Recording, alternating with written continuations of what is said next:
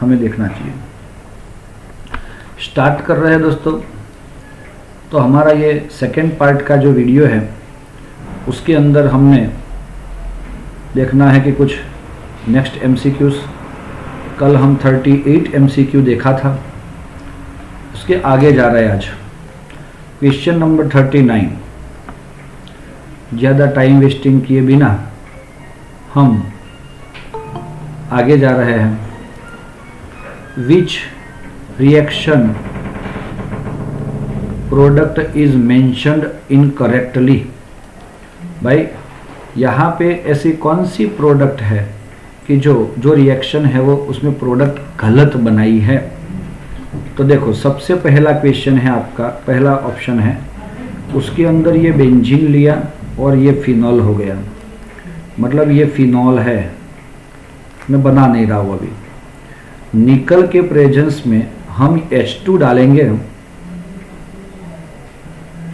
तो दोस्तों यहाँ पे 1, 2 और 3 हाइड्रोजन ऐड हो जाएंगे और इसकी वजह से हमें क्या मिलेगा, तो हमें मिलेगा सब हाइड्रोजन 6 हाइड्रोजन यहाँ पे अटैच हो जाएंगे, तो डबल बॉन्ड निकल के साइक्लोहेक्सेन ऑल बन जाएगा।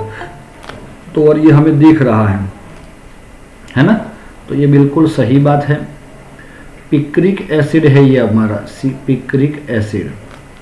जिंक के साथ जिसको गर्म किया जाता है तो सीधा इफेक्ट OH पे होता है और ZnO निकल जाता है, तो ये O निकल जाएगा तो बचेगा H। तो अगर ये इतना पूरा निकल गया समझ लो, तो क्या आपका यह स्ट्रक्चर बच रहा है, तो ये भी सही है। बेंजीन रिंग पे OH पिरिडीन के प्रेजेंस में, पिरिडीन कौन है, बेस है, कैटालिस्ट है, और उसके प्रेजेंस में आप एसाइलेशन करते हो तो ये Cl ये H के साथ जुड़ के -HCl जाता है और आपका जो प्रोडक्ट है वो ऐसा बनता है जिसके अंदर O के साथ COCH3 बनेगा। सर तो ये क्या है, अगर ये पैरा पे चाहिए तो हमें एसाइलेशन करना चाहिए, फ्रीडल क्राफ्ट वाला है ना, तो उसी से ही हमारा पैरा वाला मिलता है, इसीलिए ये प्रोडक्ट गलत है। ब्रोमीन CH2 सॉल्वेंट के प्रेजेंस में अगर हम ब्रोमिनेशन करेंगे तो पैरा ब्रोमो ही मिलता है। अगर हमने CH2 की जगह वाटर ले लिया, मतलब ब्रोमीन को पानी के साथ रिएक्शन करवाया, वाटर के साथ एफिनॉल का रिएक्शन करवाया, तो हमें मिल जाता था 2, 4, 6 ट्राइब्रोमोफिनॉल मिलता है।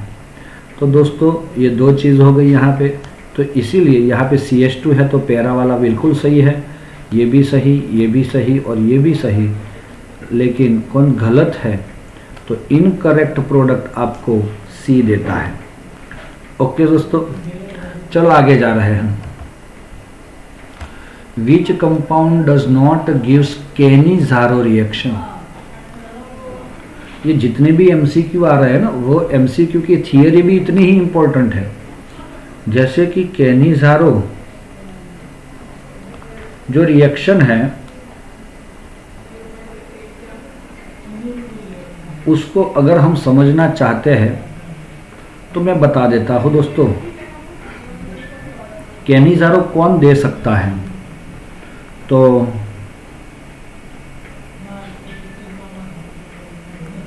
अल्डिहाइड और अल्डिहाइड विच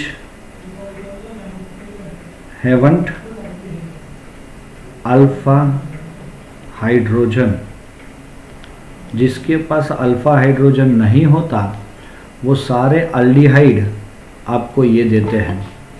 जैसे कि सबसे पहले आपका है HCHO, इसमें अल्फा कार्बन ही नहीं है तो ये अल्फा हाइड्रोजन तो बनाएगा ही नहीं।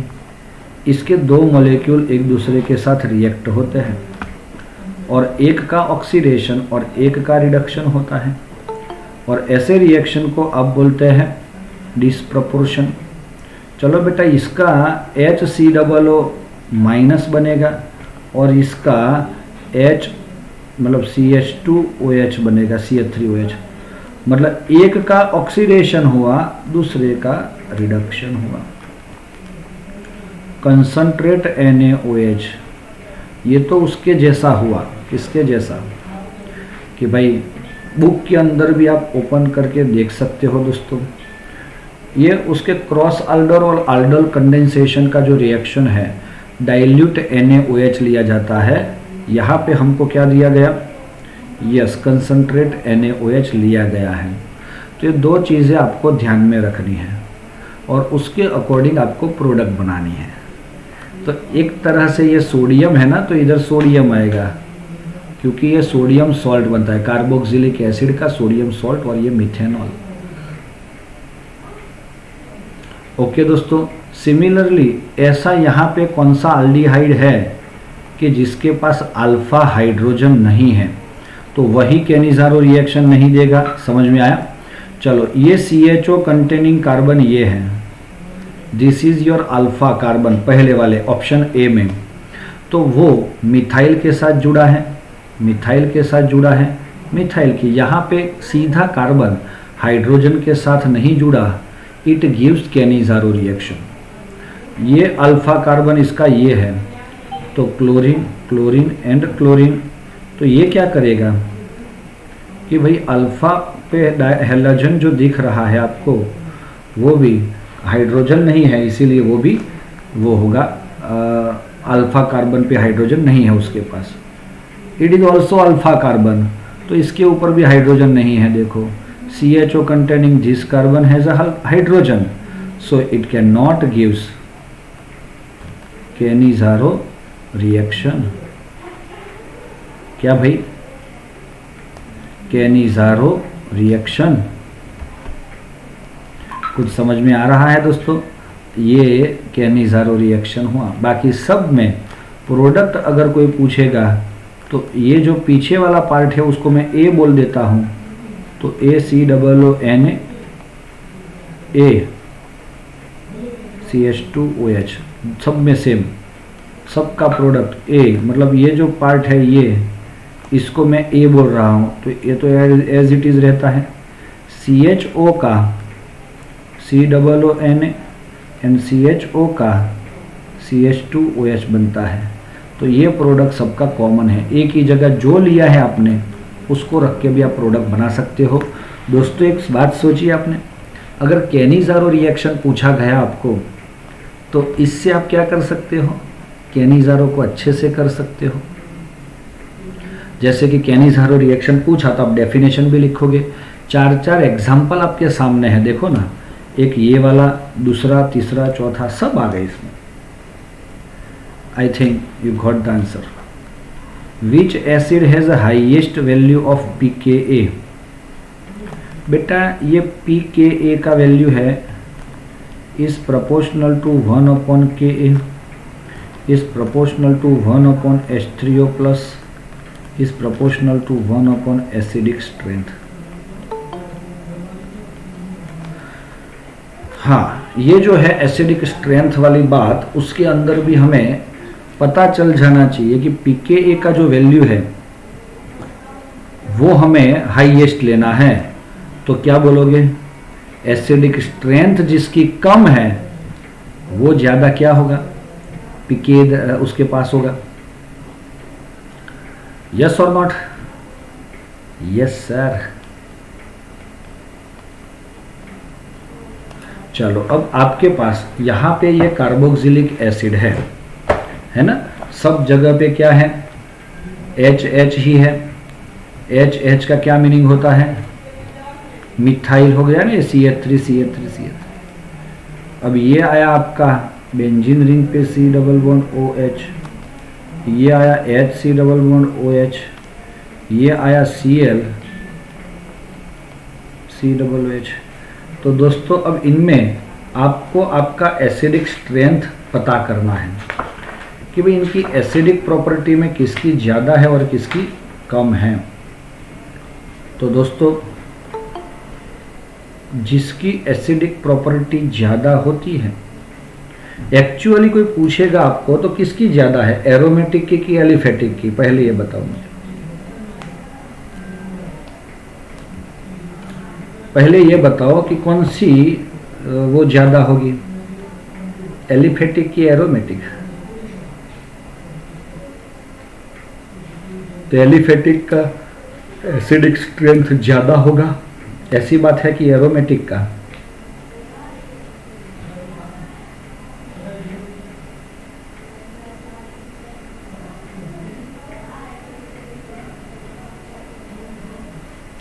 मुझे ऐसा लग रहा है कि थोड़ा आपको थोड़ा डाउट है इसमें। मुझे ऐसा लग रहा है कि भाई एलिफेटिक से ज़्यादा एरोमेटिक का एसिडिक स्ट्रेंथ ज़्यादा होता है। हाँ, और उसका रीज़न क्या होगा है दोस्तों? उसका रीज़न क्या हो सकता है कि भाई बेंजीन रिंग जो है उसकी टेंडेंसी इलेक्ट्रॉन अट्रैक्टिंग की मिथाइल से तो ज़्यादा ही है, इसीलिए ये इलेक्ट्रॉन अट्रैक्ट करके इजीली H+ रिमूव करेगा कंपेयर टू दिस एलिफेटिक। और उसमें जैसे जैसे मिथाइल बढ़ता है वैसे वैसे, मतलब अल्काइल ग्रुप बढ़ता है, वैसे वैसे एसिडिक स्ट्रेंथ भी बढ़ती है, सॉरी कम होती है। हाँ या ना? यस दोस्तों, ऐसा ही होता है। तो दोस्तों इसमें सबसे ज़्यादा अगर किसी का एसिडिक स्ट्रेंथ है तो वो है C6H5COOH is greater than HCOOH, क्योंकि यहाँ पे कोई मिथाइल नहीं है। यहाँ पे मिथाइल तो है लेकिन एक क्लोरीन आया तो उसकी थोड़ी बढ़ जाएगी, क्योंकि क्लोरीन इलेक्ट्रॉन विड्रॉइंग ग्रुप है, इज ग्रेटर देन CH3COOH। तो ये हो गया आपका एसिडिक स्ट्रेंथ का ऑर्डर। तो दोस्तों ये है एसिडिक स्ट्रेंथ।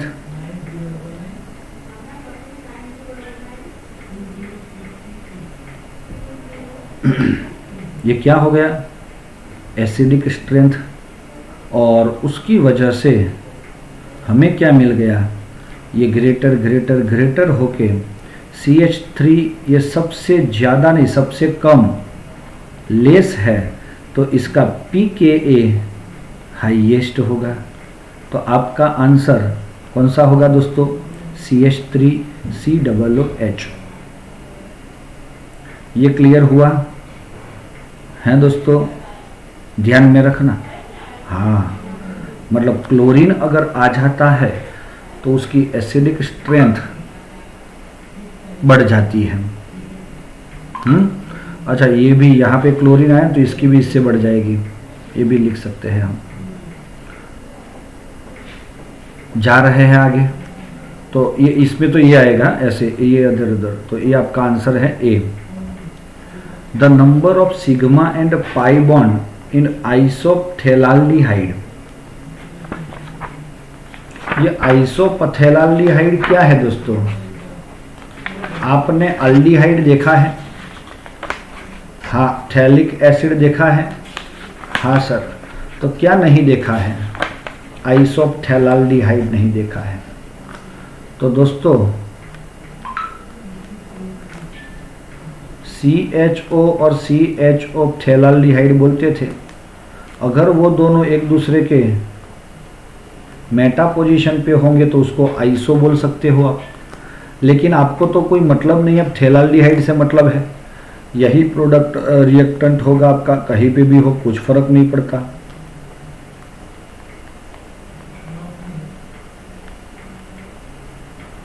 हाँ या ना? चलो बेटा, इधर H होगा, इधर H होगा, इधर H होगा, इधर H होगा। तो अब अगर हम सिग्मा और पाई बॉन्ड, एक क्वेश्चन MCQ में जरूर आता है, सिग्मा और पाई बॉन्ड फाइंड कर। 1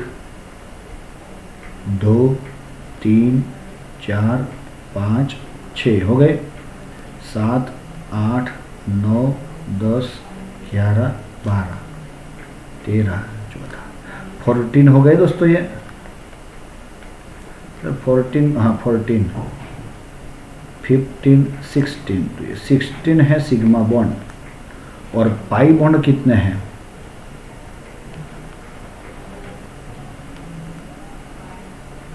1 2 3 4 5 16 and 5, दिस इज डी। तो बेटा यही है आपका, किसी भी स्ट्रक्चर को आप देखोगे समझोगे तभी आप सही क्या काउंट कर सकोगे, sigma and pi bond. Which compound respond toward the carbylamine test. दोस्तों अगर आपको पता नहीं है, कार्बाइल अमाइन इसका दूसरा नाम है आइसोसाइनाइड। आइसोसाइनाइड को बोला जाता है N ट्रिपल बॉन्ड C। ये फंक्शनल ग्रुप बनाना है तो उसके लिए हमने बताया था कि it only gives only possible in 1 degree amines. समझ लेना, ये कार्बाइल अमाइन जो है मतलब अमाइन में से क्या बनाना है, आइसोसाइनाइड। ये RNH2 में से H2 निकल गया प्लस माइनस, तो इसको क्या बोलोगे आप, आइसोसाइनाइड।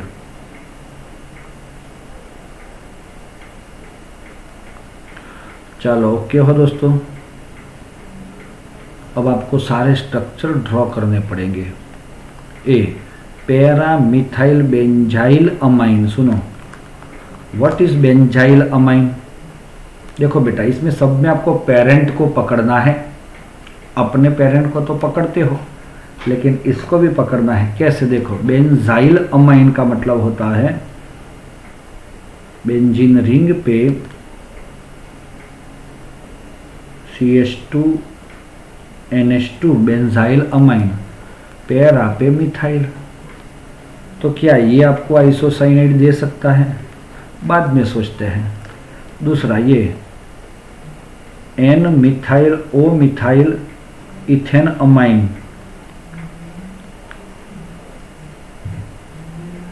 इथेन अमाइन N के साथ मिथाइल हुआ, तो ये तो चलो सही है कि N मिथाइल, लेकिन ये O मिथाइल इसके अंदर कभी नहीं आता, इसलिए स्ट्रक्चर ही नहीं होता ऐसा। Option C, N ethyl N methyl ethane amine, क्या होगा ये इथेन एमाइन तो हो गया ना, CH3 CH2 NH2, उसके साथ N के साथ इथाइल और N के साथ मिथाइल, तो क्या मिला आपको, यस ये टर्शरी हो गया। और लास्ट वाला D, N di methyl benzene amine. बेटा बेंजीन अमाइन होता है बेंजीन पे NH2, लेकिन N पे मिथाइल है, N पे मिथाइल है, तो ये हो गया 3 डिग्री 3 डिग्री 9 डिग्री 1 डिग्री। तो कौन सा आपका अमाइन कार्बाइल अमाइन टेस्ट देगा, तो आपको ये याद रखना होगा दोस्तों कि हमें यही देगा कौन, yes option A. Find product Y in given reaction. चलो भाई CH3CO NH2, अब यहाँ पे Br2KOH लिया, क्या लिया, Br2KOH क्या होता है ये, हॉफमैन ब्रोमामाइड। ये रिएक्शन को आप लोग ज़्यादा से ज़्यादा समझ के काम करना, इसकी वजह से ये CO का CO NH2 can convert into NH2 सीधा, तो ethane amide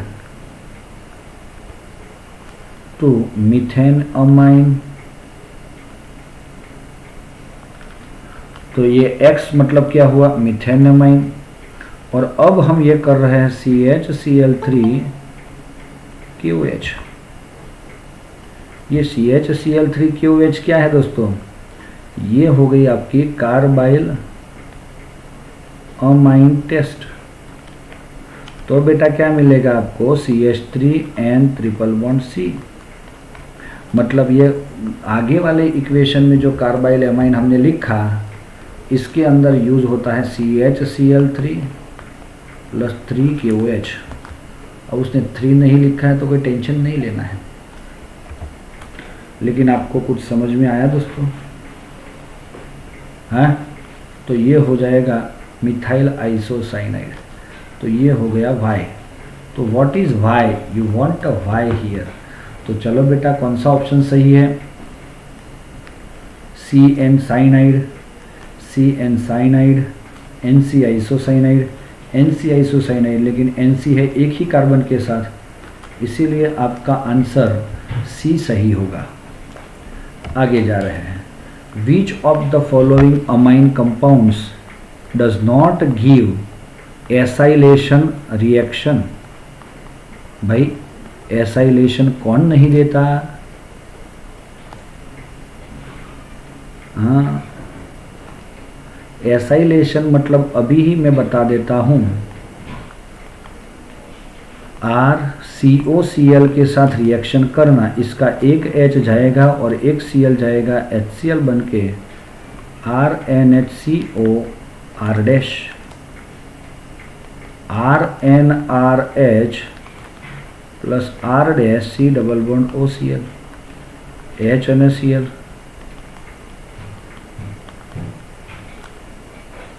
C double bond O R dash, और लास्ट वाला आ रहा है R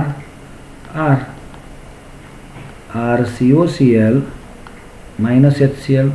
H तो है नहीं, सब R है, तो नॉट प्रोसीड, मतलब नॉट पॉसिबल। तो दोस्तों अच्छा मतलब क्या हुआ? ये 1 डिग्री एमाइन, ये 2 डिग्री एमाइन और ये 3 डिग्री एमाइन। तो कौन नहीं दे रहा है इसको? 3 डिग्री एमाइन नहीं दे रहा है ना हमारा। क्यों नहीं दे रहा है? क्योंकि सर इसके पास हाइड्रोजन नहीं है। ये दोस्तों option A 1 degree, option 2 2 degree, option 3 degree, option 4 2 degree. तो आपका आंसर और मेरा आंसर क्या आएगा? 4, sorry C। Okay, next C4H11N HNO2 C4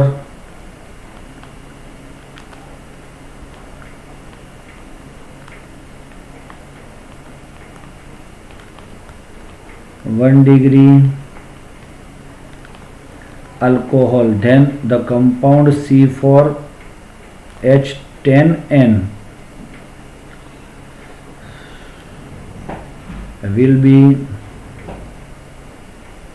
will give reaction।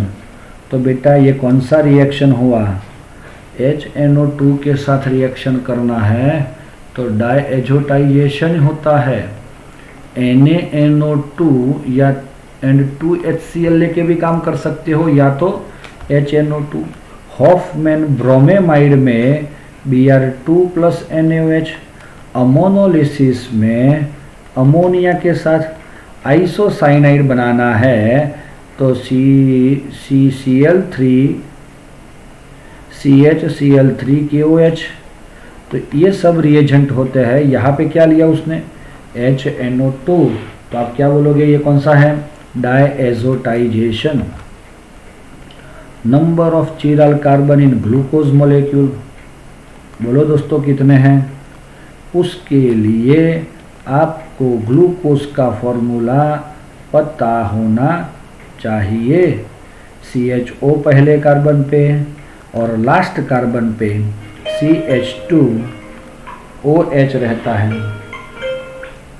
चलो यहाँ पे आ रहा है HOH, OHH, HOH, HOH। तो दोस्तों ये कीराल है, ये कीराल है, ये कीराल है, ये कीराल है, तो 4 कार्बन ही कीराल है।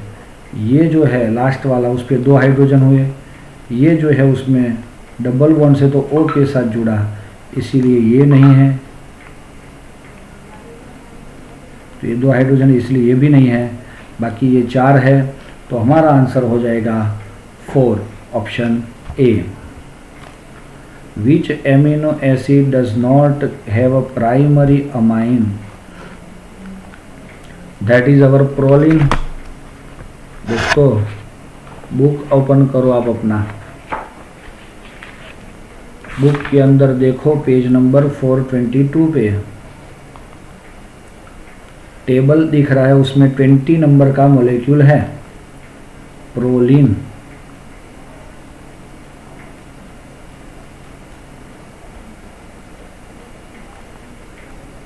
ऐसा स्ट्रक्चर दिया है NH COOH and COOH CH2। दोस्तों ये कितने डिग्री NH है, 2 डिग्री। बाकी सब ग्लाइसिन, अलेनाइन और glutamic acid all are 1 degree, क्योंकि आपका एमिनो एसिड में R की डिफरेंट वैल्यू आपको दी जाती है। ग्लाइसिन जो है वो नॉट चिराल है, और नॉट चिराल है तो ऑप्टिकली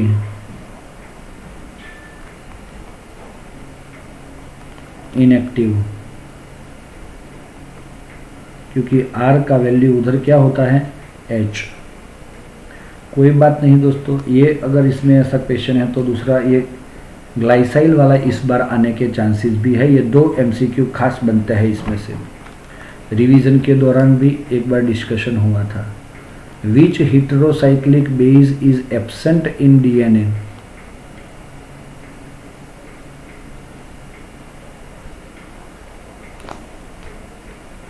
भाई DNA में कौन एब्सेंट होता है?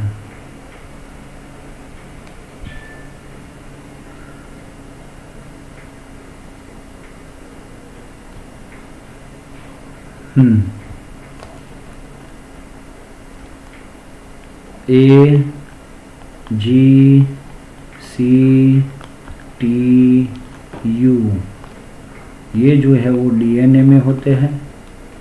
A, G, C, U, ये RNA में होते हैं। तो DNA में कौन नहीं है?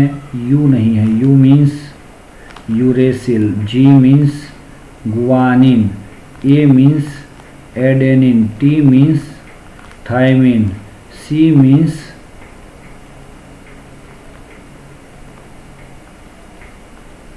साइटोसिन। तो ये जो है वो उसके पार्टिकल्स हैं। तो हमारा आंसर यूरेसिल होगा।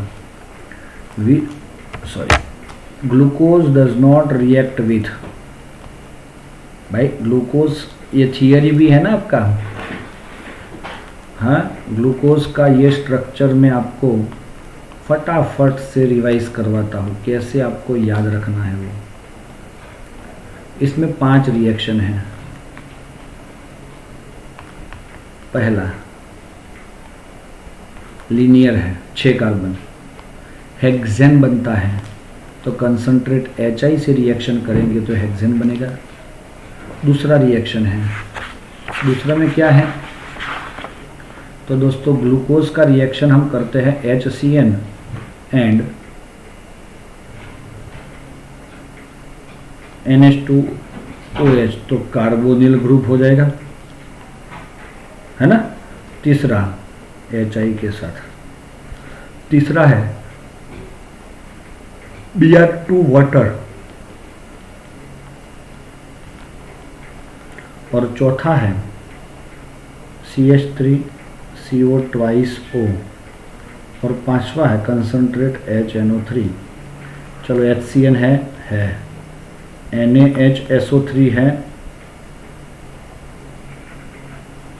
दोस्तों, सोडियम बाइसल्फाइड है। तो एक चीज आपको बता देता हूं मैं, पेज नंबर 415 निकालो, 415 निकाला सबने। उसके अंदर साइक्लिक स्ट्रक्चर ऑफ ग्लूकोज का फर्स्ट पॉइंट पढ़ो।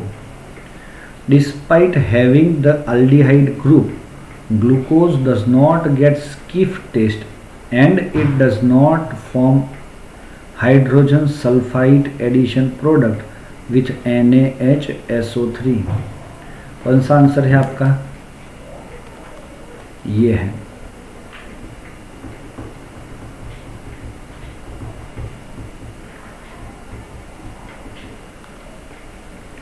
लेकिन यहाँ पे गलती से उन्होंने NH4OH किया है, यहाँ पे NH2 होना चाहिए। क्या होना चाहिए? NH2, तब आपका ये सही होगा। और ये तो करता ही है, फिनाइल हाइड्रेजिन से फिनाइल हाइड्रेजोन बनता है, इसमें से ऑक्साइम बनता है ना, सब बनता है।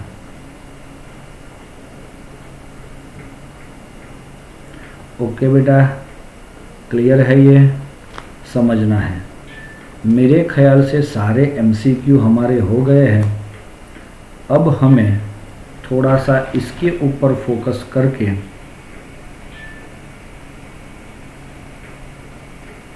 थियरी पार्ट में थोड़ा फास्ट डिस्कशन कर लेते हैं।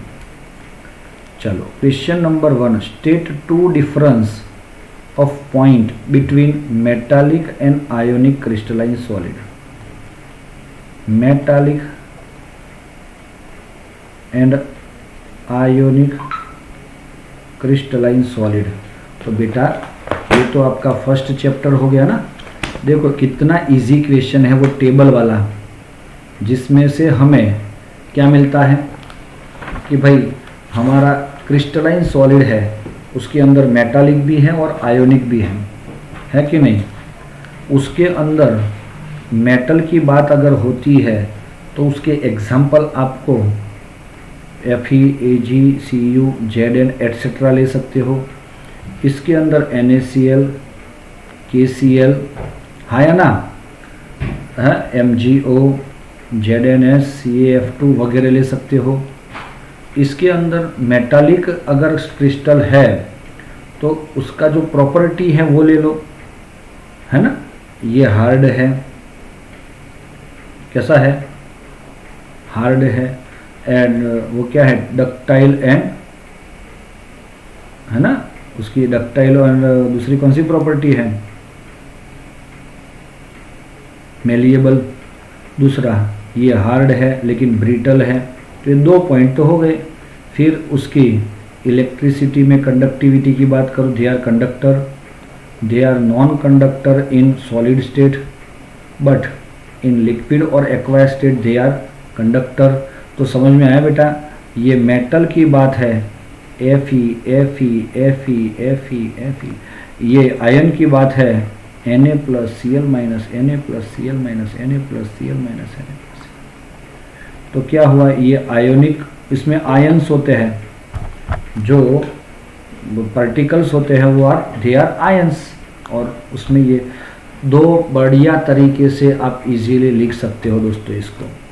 Question number 2, right the equation of reaction at electrode during electrolysis of aqueous CuCl2 on platinum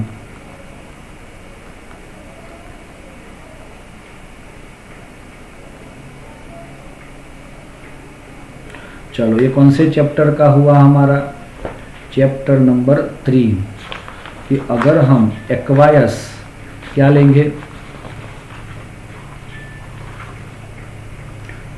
electrode platinum में क्या है? एक्वायस CuCl2 ले लेंगे अगर हम, तो हमें क्या मिल जाएगा? इधर है दोस्तों, aqueous CuCl2 will give us what?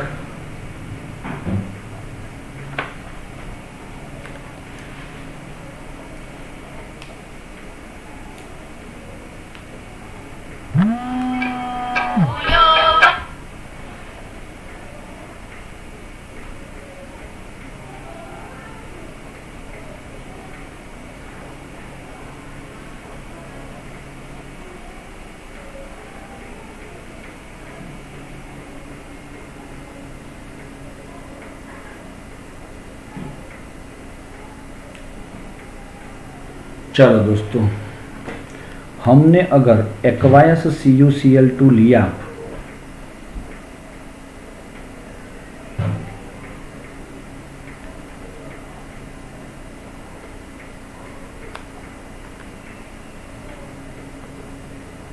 तो सॉल्यूशन के अंदर Cu+2 है और Cl- है और पानी भी है। तो आप लोगों को ये थोड़ा बहुत पता होना चाहिए कि Cl2 के अंदर टेंडेंसी है पानी के प्रेजेंस में क्या करने की, खुद का रिडक्शन करने की, और इसीलिए Cl जो है वो एनोड की ओर जाएगा ना, एनोड की ओर। तो एनोड पे जो रिएक्शन हो रहा है Cl gives Cl2+2 इलेक्ट्रॉन, और इसीलिए 2 मोल क्लोरीन 2 मोल, तो here you will get Cl2 gas. अब बात आई कॉपर की, तो कॉपर यहाँ से ऊपर जाए उसके पहले पानी चला जाता है। क्यों पानी गया वो भी आपको मैं बता सकता हूँ। आपको जो टेबल की बात है, टेबल की बात तो नहीं कर सकते क्योंकि ये दोनों आपके कहाँ पे हैं, H+ और H2 के ऊपर ही है ना, देखो। तो Cu+2 also reduced in the presence of water and gives Cu solid। तो दोस्तों right the equation of reaction that electrode, तो ये कैथोड वाला रिएक्शन हुआ और ये एनोड वाला रिएक्शन हुआ ड्यूरिंग इलेक्ट्रोलिसिस ऑफ दिस। तो ये दो रिएक्शन आपको लिखने हैं, 1 marks and 1 marks. Aqueous solid, aqueous gas. तो ओके दोस्तों, बस इतना ही आपको लिखना है इसके अंदर। Explain pseudo first order reaction with the one illustration.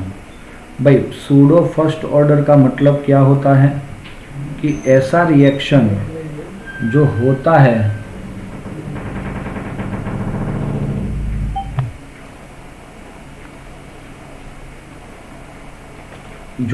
है दिखता है 2 मॉलिक्यूल में लेकिन मिलता है सिर्फ एक ही मॉलिक्यूल। उसका एग्जाम्पल आपको पता है कौन सा लिया है?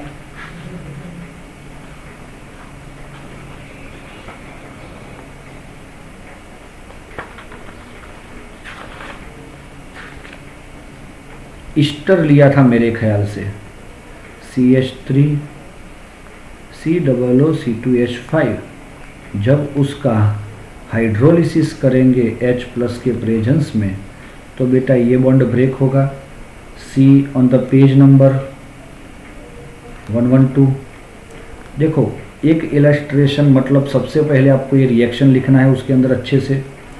H+ के प्रेजेंस में ये टूट के CH3 COOH plus C2H5 OH मिल जाता है।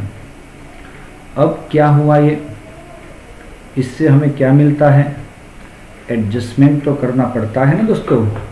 तो हमें क्या मिला इधर कि भाई ये आपने इनिशियली लिया था 0.01 मोल और ये था 10 मोल। सपोज इनिशियली तो ये 0 मोल था, ये भी 0 था, लेकिन after some time T time के बाद हमने देखा कि ये हो गया कंप्लीट यूज़, मतलब ये कंप्लीटली हाइड्रोलाइज हो गया।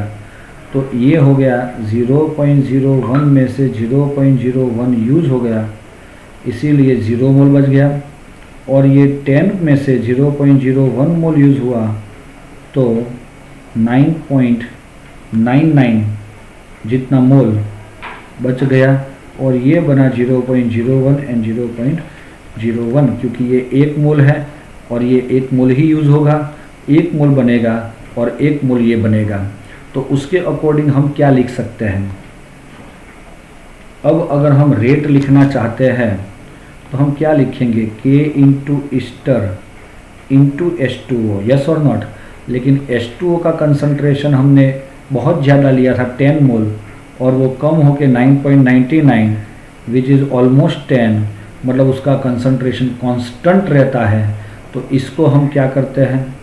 Rate is equal to K into ester. K को K0 भी बोल सकते हो क्योंकि K into K H2O gives a new pressure, new constant.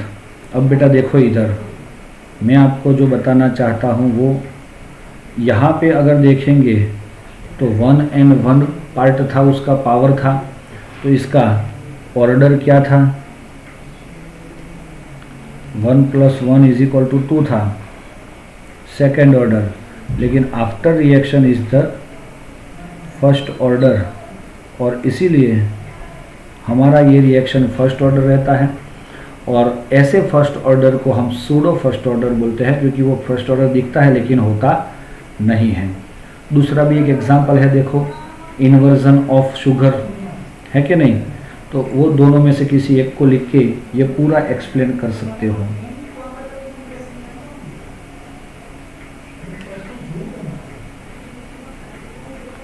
बच्चों समझ में आ गया है? Give for characteristic of lyophilic, philic, तो भाई ये तो फीलिंग्स आ गई। फीलिंग का मतलब होता है सॉल्वेंट। कैसे? बहुत बढ़िया क्वेश्चन है। हम सोच रहे थे कि ये दोनों देंगे, लेकिन ये दोनों नहीं, किसी एक को दिया और 4 लाइन लिखने हैं आपको। एग्जाम्पल लिखो, फिर उसका डिफिनेशन लिखो, फिर उसकी कुछ प्रॉपर्टी लिखो, मतलब आपका आंसर हो जाएगा। लायोफिलिक का क्या मीनिंग है? गम है आपके पास, थोड़ा सा उसमें उसको पानी में डाल दो तो वो तुरंत ही आपको क्या देगा? तुरंत ही आपको क्या देगा? सॉल्यूशन। यस सर, ये कॉलोइडल सॉल्व दे देता है इजीली। सोचो, जो लायोफिलिक होता है, सॉल्वेंट अट्रैक्टर होता है, सॉल्वेंट का दोस्त होता है, दे आर कॉल्ड लायोफिलिक, है ना। दूसरी चीज, दे आर स्टेबल। तीसरी चीज, हमने यहाँ पे गम था, फिर स्टार्च था, जिलेटिन था, है ना, ये सब थे ना उसके एग्जाम्पल। तो वो सारे एग्जाम्पल हमें दिमाग में रख के इसका वर्क आगे बढ़ाना है। और दूसरी चीज, वो स्टेबल ही, वहाँ रबर था, वो स्टेबल होता है।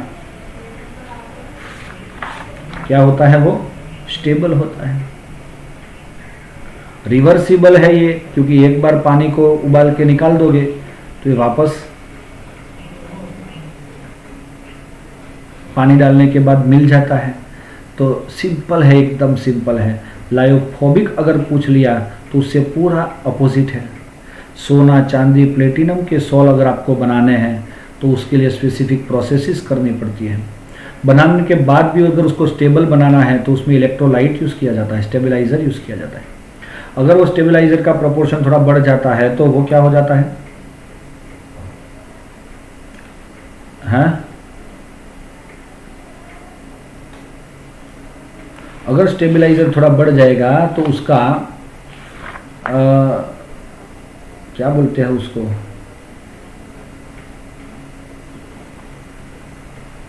प्रेसिपिटेशन हो जाता है। क्या हो जाता है? प्रेसिपिटेशन। इसीलिए स्टेबल बनाने के लिए वो करना पड़ता है। तो ये हो गया लायोफिलिक। चारों क्वेश्चन इतने इजी है। Explain the method of vapour phase refining NI. बेटा मोइंडे कार्बोनिल है ना, एक एकदम इजी। तो क्या था इसमें? निकल के साथ कार्बोनिल, कार्बोनिल, मॉन्ड, निकल, तो कार्बोनिल के 4 मोलेक्यूल अगर इसके साथ रिएक्ट करवाओगे तो NiCO4 बनता है। ये था इम्प्योर। अब इसको डिकम्पोज कर रहे हैं हम तो हमें वापस निकल मिल जाता है और 4CO मिलता है। तो ये क्या हुआ?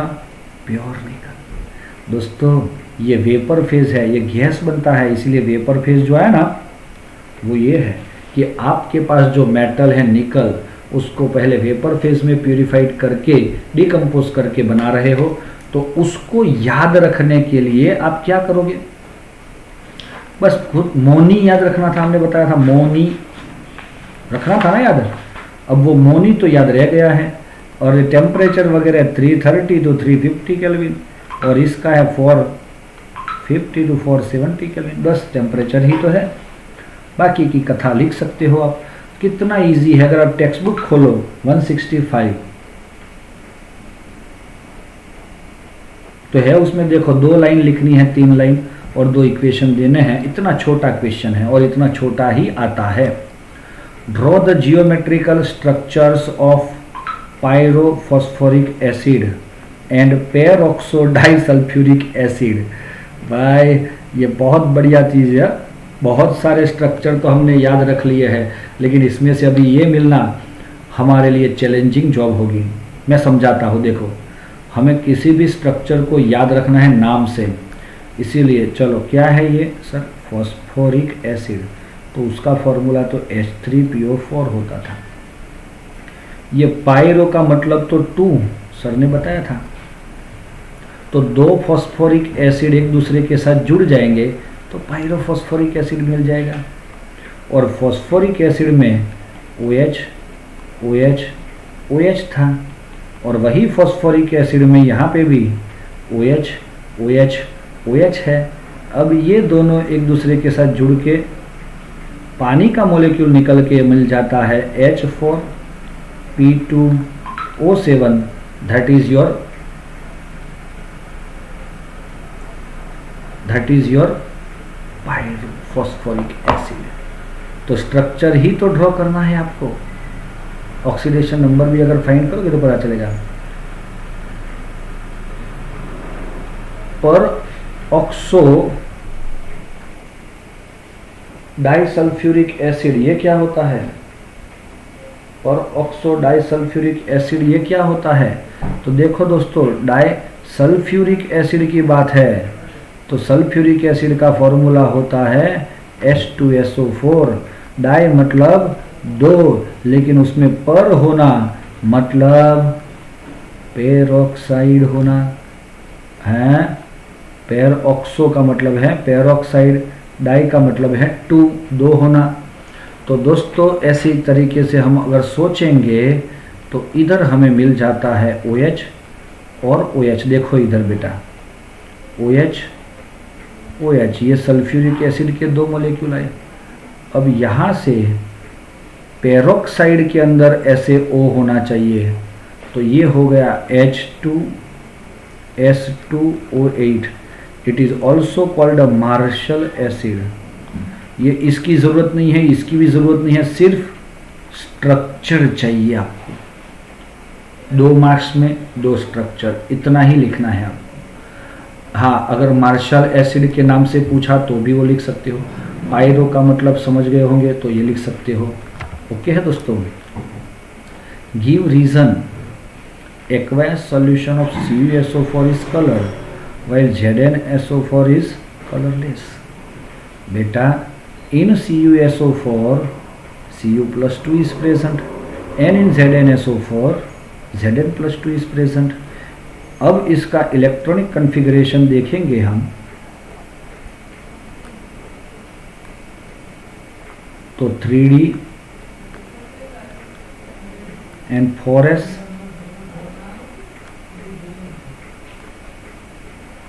तो दोस्तों इसमें क्या होता है, 19 20 21 22 23 24 25 26 27 28 एंड 29, ये है कॉपर है, नॉट अ कॉपर +2। अब +2 आया तो ये गया और ये गया, तो देखा आपने 1 अनपेयर्ड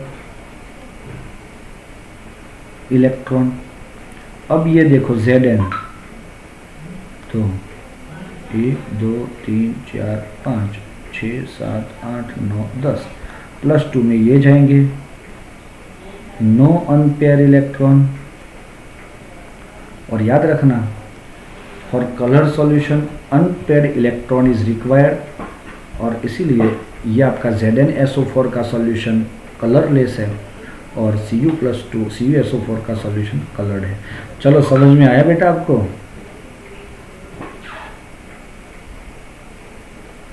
कलर के लिए क्या चाहिए, फॉर कलर के लिए रिक्वायरमेंट कौन सी है,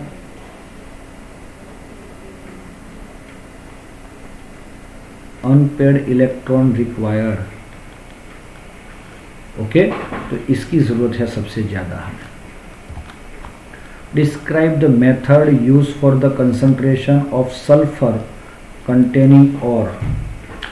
अरे यार, सल्फर कंटेनिंग और का कंसंट्रेशन करना है, तो बेटा सल्फर कंटेनिंग और को सल्फाइड बोल सकते हो, और उसके लिए हम यूज़ करते हैं फ्रोथ फ्लोटेशन। क्या यूज़ करते हैं? Froth flotation. यस, वो तो सब आपको पता है फ्रोथ फ्लोटेशन में क्या होता है।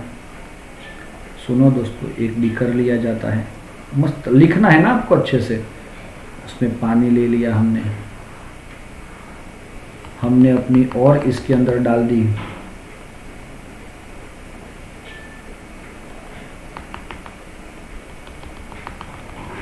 ये पूरी और इसके अंदर डाल दी हमने, चलो मिल गया ये। अब इसके अंदर हम क्या कर रहे हैं? इसके अंदर हम ऑयल्स डाल रहे हैं। अब वो ऑयल कौन से है उसको आपको याद रखना है। पाइन ऑयल, फिर कौन सा है? जेंथेट ऑयल।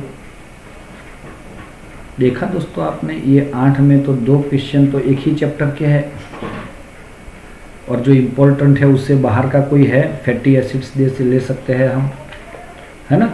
बहुत सारे एग्जाम्पल उसके अंदर आते हैं, जेंथेट होते हैं।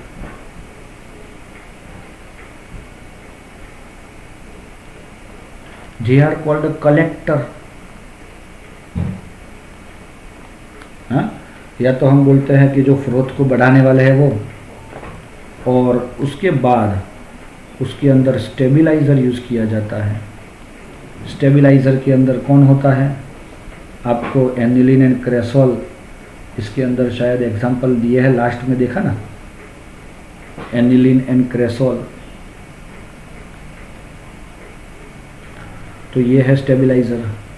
अब इसके अंदर पाइप डाल दिया आपने,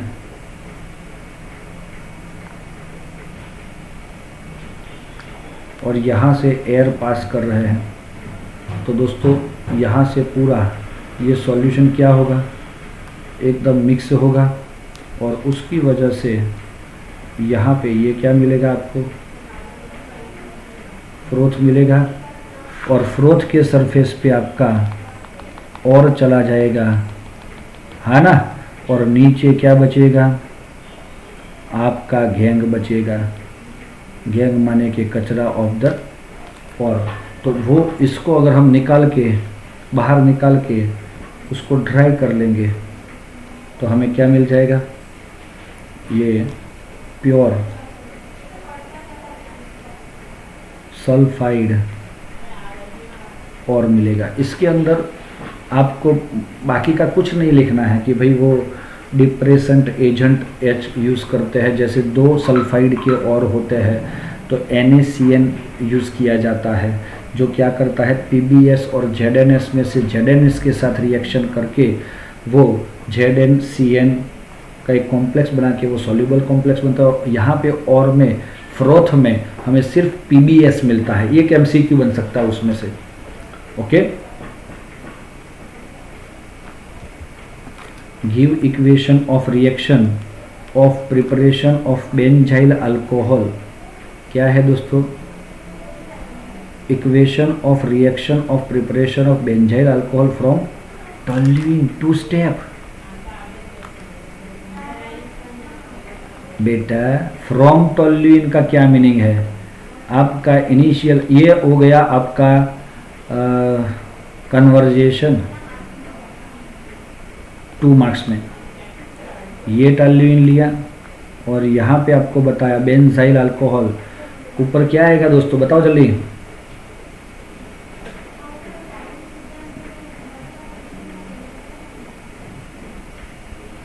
नहीं पता। बेंजाइल का मतलब होता है CH2OH, अल्कोहल का OH। चलो बेटा, अब यहाँ पे CH3 में से एक H को निकाल के उधर OH लाना है, तो उसके लिए हमें यहाँ पे बीच में कुछ ना कुछ कथा करनी पड़ेगी, और वो भी के साथ क्या ला सकते हैं। तो हमें OH मिल सकता है। ये CH2 के साथ हाइड्रोजन को निकाल के क्या ला सकते हैं, तो OH मिल सकता है फ्यूचर में, क्योंकि 2 स्टेप बोला है ना। कन्वर्जेशन सिंगल स्टेप में नहीं होता, वो 2 स्टेप में करना ही पड़ता है। यहाँ पे 2 स्टेप लिखा, मतलब वही स्टेप में हमें कंटिन्यू करना है। Yes, chlorine, absolutely right. ये क्लोरीन लाए कैसे? सर क्लोरीनेशन कर लो। चलो दोस्तों, एक गलती मत करना इधर। क्लोरीनेशन में अगर आपने किया, इतना भी लिख लिया ना तो 1 मार्क्स तो मिल जाएगा आपको। इसका नाम है टॉल्यूइन, इसका नाम है बेंजाइल क्लोराइड और इसका नाम है बेंजाइल अल्कोहल। दोस्तों ये FeCl3 से अगर रिएक्शन करेंगे क्लोरीनेशन तो हमारा ऑर्थो एंड पैरा मिलेगा, इसीलिए हम सनलाइट लेते हैं। तो वो ऑलरेडी मिथाइल ग्रुप पे ही अटैच होता है और हमें ये मिल गया। और यहाँ पे तो NaOH से सीधा रिएक्शन करने से -NaCl होके आपको बेंजाइल अल्कोहल मिल जाता है। गॉट इट दोस्तों? दोस्तों क्लियर है? होना चाहिए। चलो, prove the presence of dash CHO group in glucose ओहो मॉलिक्यूल बाय गिविंग इक्वेशन। कैसी बात है दोस्तों, CHO ग्रुप प्रेजेंट है ग्लूकोज में। अभी मैंने बताया कि CHO प्रेजेंट के लिए हमें क्या करना था, किसी को पता है? देखो, लीनियर है उसके लिए कंसंट्रेटेड HI करते थे। दूसरा कार्बोनिल ग्रुप है उसके लिए हमने NH2OH और HCN का रिएक्शन किया था।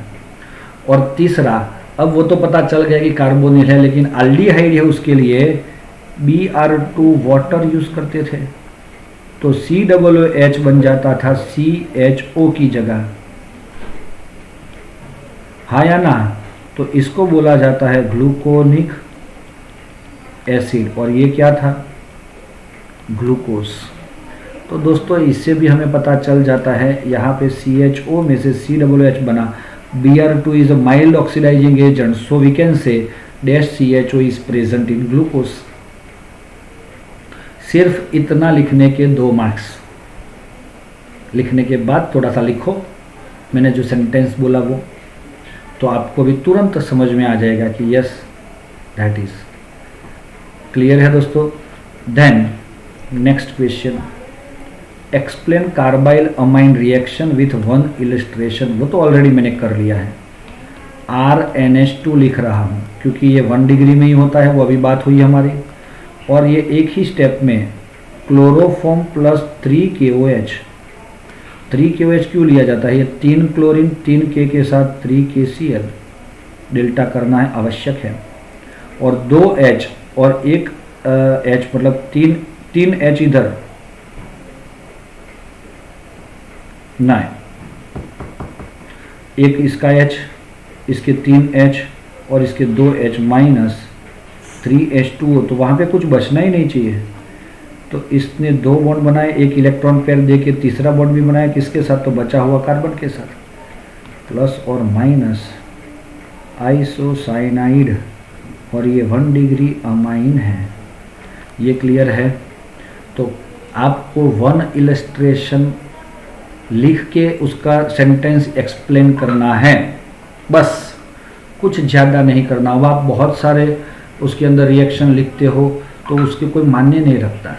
और R की जगह मिथाइल, इथाइल, बेंजीन कुछ भी लेके आप रिएक्शन को कंप्लीट कर सकते हो। बच्चों समझ में आ गया?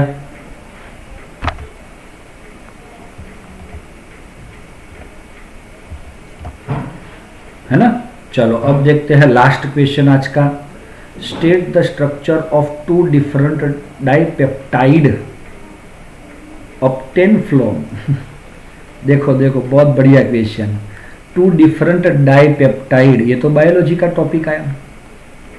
डाइपेप्टाइड मतलब कौन? 2 एमिनो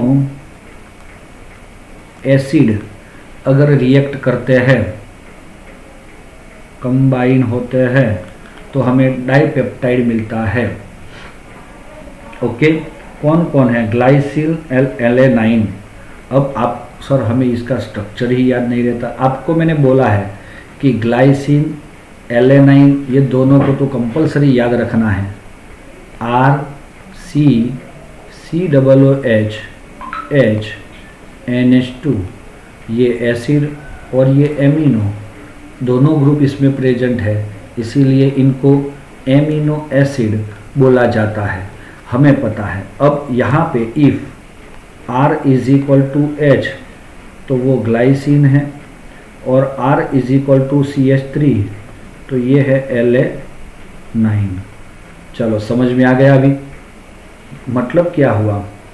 अब देखो दोस्तों मैं बताता हूँ, NH2CH COOH ये कौन हुआ, ग्लाइसिन। इसका रिएक्शन हम कर रहे हैं NH2C, एक साइड तो H है, दूसरी साइड पे क्या लिया हमने, मिथाइल COOH, ये हो गया La9। बेटा ये पेप्टाइड बॉन्ड कुछ नहीं है, ये पेप्टाइड क्या है, तो इसका OH और इसका H रिमूव होगा, तो यहाँ पे देखो NH2CH2CONH, ये CO बचा ना इधर, फिर NH CH3COOH। चलो दोस्तों इधर क्या हुआ, तो हम देख सकते हैं कि यहाँ पे हमें ये डाइपेप्टाइड मिला है ना, उसका नाम भी मैं बताता हूँ, अभी वेट करना। एक ये हो गया, नाम बताता हूँ। चलो जो पहले है उसको आइल लगाया जाता है, ग्लाइसाइल, और फिर La9 वो कॉमन होता है, ग्लाइसाइल La9।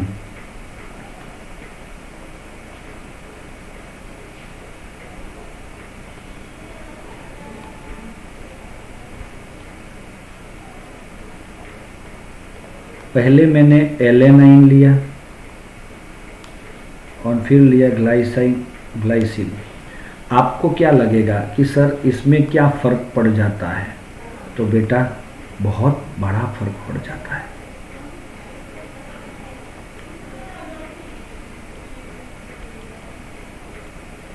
तो दोस्तों ये हो गया आपका डाइपेप्टाइड बॉन्ड, यही है आपका डाइपेप्टाइड बॉन्ड। ओके, इसका नाम क्या होगा, एलेनाइल ग्लाइसिन। चलो दूसरा जो है आपका इसके अंदर उसका कॉमन नेम दिया जाता है, जो नाम है वही, लेकिन पहले वाले को आइल लगा के बोला जाता है। तो क्या दोनों अलग हो गए, तो इसीलिए आपको ये बताया कि टू डिफरेंट डाइपेप्टाइड आप मुझे बताओ कि कैसे बनते हैं। बच्चों क्लियर है ये चीज़?